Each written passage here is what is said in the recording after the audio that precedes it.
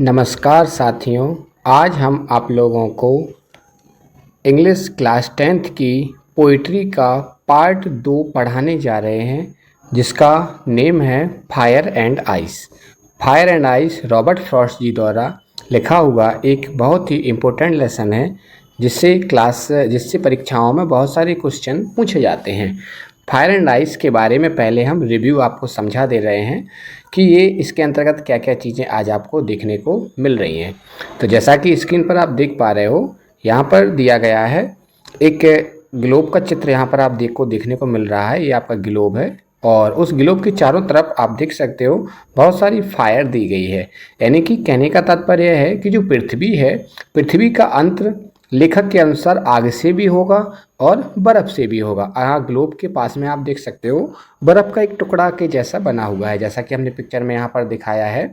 Fire and ice picture जो आपके सामने यहाँ दिया गया है, फायर एंड आइस का, यह लेसन रॉबर्ट फ्रॉस्ट जी द्वारा लिखा हुआ है। रॉबर्ट फ्रॉस्ट ने आपका पहला टॉपिक था डस्ट ऑफ स्नो, उसमें भी यही राइटर थे, और second poem fire and ice में भी यही राइटर रहे हैं। चलिए अब लेसन को हम क्रम से आपको समझाते जा रहे हैं। यहाँ पे एक हमने छोटा सा व्यू दिखाया है, जहाँ पर एक साइड आप आइस का पिक्चर देख सकते हो और दूसरी साइड हमने यहाँ पर फायर का पिक्चर दिया है, जिससे कि बच्चों को समझ में आ सके कि फायर एंड आइस टॉपिक के अंतर्गत आखिर मिलने क्या वाला है। तो लेखक ही बता रहा है कि फायर और आइस दोनों चीज़ें हैं, ये संसार के अंत के लिए होती हैं। चलिए क्लास शुरू करते हैं। शुरुआत में ये आप देख सकते हो लिखा है, पोएम का नाम है फायर एंड आइस, यानी कि आग और बर्फ। तो लेखक कह रहा है कि some say the world will end in fire. Some माने कुछ लोग कहते हैं कि संसार का अंत, फायर माने आग से होगा, संसार का अंत किससे होगा? आग से होगा। सम say the world will end in fire, और सम से इन द आइस, यानी कि सम माने कुछ कहते हैं कि आइस माने बर्फ से होगा, सम माने कुछ, से माने कहते हैं, आइस माने बर्फ से। तो लेखक के अनुसार लेखक बता रहा है कि some say the world will end in fire. Some माने कुछ लोग कहते हैं कि वर्ल्ड माने संसार का अंत आग से होगा, और कुछ लोग कहते हैं कि संसार का अंत बर्फ से होगा। From what I have tasted of desire. From माने से, what I have tasted of desire, मैंने, टेस्टेड माने होता है चखा है, डिजायर माने इच्छाओं को, मैंने इच्छाओं का स्वाद चखा है। और I hold with those who favour fire. I माने मैं, होल्ड माने उनकी तरफ हूँ या उनकी साइड हूँ, दोज माने जो कह रहे हैं कि फेवर ऑफ फायर, संसार का अंत आग से होगा है। जो लोग ये मानते हैं कि संसार का अंत आग से होगा, मैं उनकी तरफ हूँ।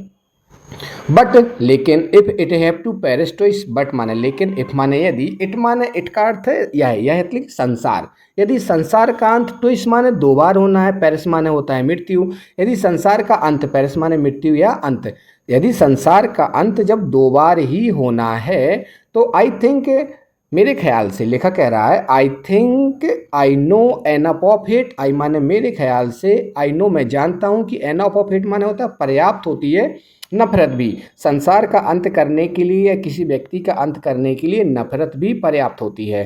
टू से, आगे पोएम में देखिए क्या होता है अगले लाइन में, to say that for destruction of ice. लेखक यहाँ बता रहा है कि तो ये कहना भी पर्याप्त है कि आइस माने बर्फ से भी इसका अंत हो सकता है। इज आल्सो ग्रेट, यानी कि पर्याप्त है, is also great and would suffice. तो लेखक के अनुसार यहाँ पे पूरी लाइन को हम फिर से रूपांतरित कर दे रहे हैं, एक बार में आपको समझ में नहीं आ रहा होगा।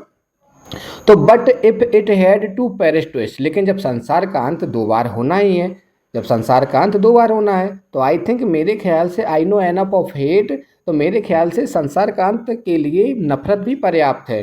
To say that for destruction ice is also great and would suffice. लेखक के अनुसार आइस माने बर्फ भी, सफिश माने पर्याप्त है, और ग्रेट माने अच्छी मानी जाती है। संसार के अंत के लिए बर्फ के द्वारा भी संसार का अंत किया जा सकता है, ऐसा लेखक बता रहा है। तो कहने का तात्पर्य है कि इस पूरी पोएम में आपको इतना पता चल रहा है कि संसार का अंत कितनी बार होना है? संसार का अंत होना है पेरिस्टोइस, यानी कि दो बार होना है। पहली बार संसार का अंत फायर से बताया गया, दूसरी बार संसार का अंत आइस से बताया गया। लेखक किनकी तरफ है? लेखक कहता है कि मैं उनकी तरफ हूँ। आई hold with those who favour fire, मैं उनकी तरफ हूँ जो कहता है कि संसार का अंत आग से होगा। क्योंकि लेखक ऐसा क्यों कह रहा है? क्योंकि लेखक ने इच्छाओं का स्वाद चखा है। यहाँ पे दिया गया आई हैव, ये दिया गया लाइन पर हम अंडरलाइन करते हैं। आई हैव टेस्टेड ऑफ डिजायर, मैंने इच्छाओं का स्वाद चखा है, इसलिए मैं उनकी तरफ हूँ जो कहते हैं कि संसार का अंत आग से होगा। यहाँ 2 पॉइंट और याद रखने पड़ेंगे बच्चों को कि यहाँ पर जो डिजायर है उसकी तुलना, डिजायर को अंडरलाइन करते हैं, डिजायर की तुलना किससे की गई है? फायर से की गई है।